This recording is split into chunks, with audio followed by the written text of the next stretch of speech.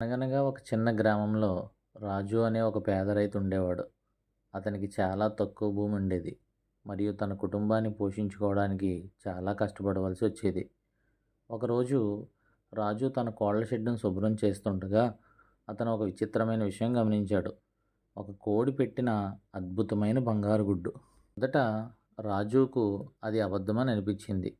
కానీ మార్కెట్కు తీసుకువెళ్ళి బంగారు వ్యాపారికి చూపించగా అది నిజమైన బంగారం అని తెలియజేశాడు. ఆనందంతో రాజు గుడ్డును మంచి ధరకు అమ్మాడు.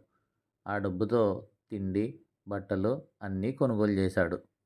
తర్వాత రోజు ఉదయం అతని ఆశ్చర్యానికి ఆ కోడి మళ్ళీ ఒక బంగారు గుడ్డు పెట్టింది. ఈ విధంగా ప్రతిరోజు ఆ కోడి ఒక బంగారు గుడ్డు పెడుతూ ఉండేది. కొన్ని రోజుల్లోనే రాజు ధనికుడిగా మారిపోయాడు. కానీ అతని మనసులో లోభం పెరిగింది. రాజుకు ఒక గుడ్డుకి ఎందుకు ఎదురు చూడాలి? కోడిని కోసి లోపల ఉన్న బంగారాన్ని మొత్తం తీసుకోవచ్చు కదా అని అనుకున్నాడు. లోభంతో రాజు కోడిని చంపేశాడు. కానీ కోడి పొట్ట తెరిచి చూసినప్పుడు లోపల ఏమీ లేదు. బంగారు గుడ్లు లేవు.